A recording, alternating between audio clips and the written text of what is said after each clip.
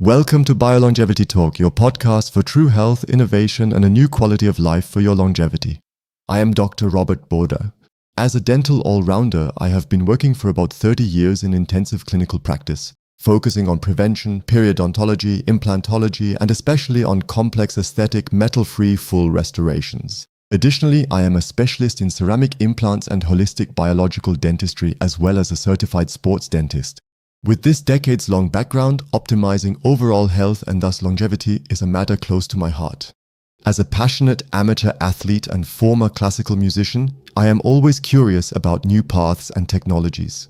As an all-rounder and specialist, I strive to bridge the gap with you from ancient wisdom to new knowledge, and together we bring the best of all worlds together. Innovation, high-tech, and artificial intelligence are just as much a part of a modern lifestyle for me as proven routines from ancient wisdom, practical experience, and scientific curiosity. Because true health is the foundation for performance, energy, and success, today more than ever. In the Biolong Charity Talk podcast, you get not only concrete tips, but the combination of the latest research results, advanced technologies, and practical routines that fit directly into your daily life. Our common mission to use the biolongevity framework so that health and wealth become tangible for you in all of life, in your career, in sports, and in personal growth. Here, inspiring stories, current studies, honest exchange, and concrete tools await you, bringing you a step further every day. Together with the Biolongevity Alliance and our international Longevity to Go community, we make longevity understandable, innovative, and directly applicable, always with an eye on the opportunities of artificial intelligence and high tech. So subscribe now to the Biolongevity Talk podcast and start your journey with us toward more energy, success, and true quality of life. In our podcast, we especially take a holistic perspective. And we just had the topic of wisdom tooth removal and what would be important. I think it is now common sense and generally accepted that a good vitamin D level is beneficial. If you don't have that, it very often happens, looking back years and especially decades later, that so-called fatty degenerated osteolysis of the jawbone occurs in the wisdom tooth region. And statistically speaking, these are extremely common if you look for them in a 3D X-ray image and if you know that such a thing exists. And especially in holistic biological medical concepts, these are among the most common systemic interference fields from the oral jaw area that occur at all, alongside root canal treated teeth and silent inflammations around dead teeth. That's number one, I'd say. In terms of frequency, it actually occurs in the 50-60 plus age group. Very, very often in the posterior molar regions, especially in situations following wisdom tooth surgeries performed decades earlier.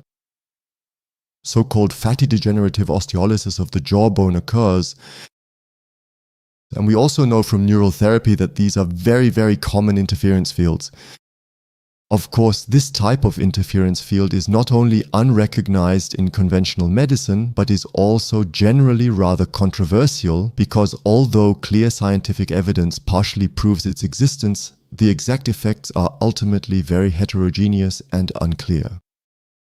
The fact is, however, that experience shows that extremely many patients experience enormous health improvements when they are surgically treated. I didn't want to take a definitive stand on how important or how controversial something is, but it's just about the fact that you can look at almost everything in medicine from different perspectives. Because, strictly speaking, almost every medical measure and therapy is controversial. Let's take an example from dentistry: amalgam fillings. Amalgam has recently been banned in the EU. Until a few years ago, amalgam was still advocated with great zeal by official bodies, sometimes even fanatically. Even though amalgam had already been banned in other parts of the world for decades. Who is right now? What is correct? Ultimately, of course, you have to decide that. I just wanted to suggest that you should always research with an open mind and form your own opinion. Because even in science, there is often evidence for one opinion, evidence for the other opinion, and evidence for 5 other opinions. But science is actually always the dialectic between very different points of view, and you also always have to look at who commissioned which study.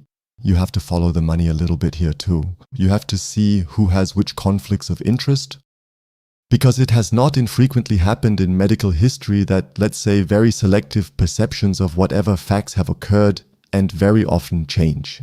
Dogmas change quite controversially over the course of decades, and you usually get a feel for that when you've been active in the health sector for several decades, because one thing or another that was fashionable 30 years ago comes back 30 years later, and in between it was bashed and refuted. And afterwards it was rediscovered and becomes a new hype with a new name. Sold.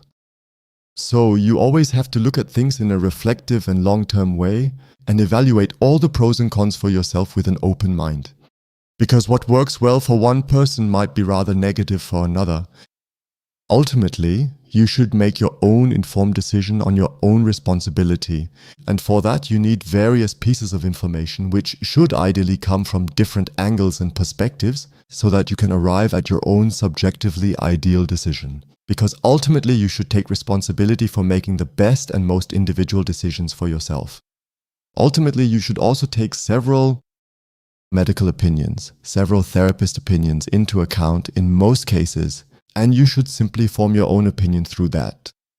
Briefly, back to controversial therapy methods. In medicine, almost everything is controversial. I just mentioned amalgam, common for decades, then suddenly banned, strange. Cancer therapies are also often very controversial. Common standard things are indeed standard, that's why they're called that, but not necessarily optimal. And not everything thought out of the box is necessarily wrong just because a large, broad scientific proof might still be missing. On the other hand, you also have to be very careful with certain new hypes, because here you often or almost always, that's why they're new, simply cannot judge the long-term effects at all.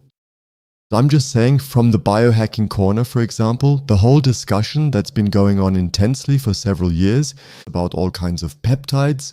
There are thousands of peptides active in the body, and only for a very small fraction of these do we know about potential modes of action over very limited periods, partial aspects of how they work. So even with new, seemingly very promising success concepts, we should at least be reflectively cautious. That doesn't mean it has to be bad, but not every good idea that seemingly highlights individual aspects fantastically must necessarily be truly successful in the long run. You also have to keep in mind here that certain fashion hypes create a false impression, and just because something is pushed extremely by influencers, it doesn't mean at all that it really makes sense in the long run or is perhaps even free of dangers. Therefore, there too, curiosity is always very, very important. Scientific rigor is also important, but long-term effects can never be demonstrated or refuted by a short-term study. That's why I always think that a healthy dose of caution and observation is certainly always healthy, in the truest sense of the word.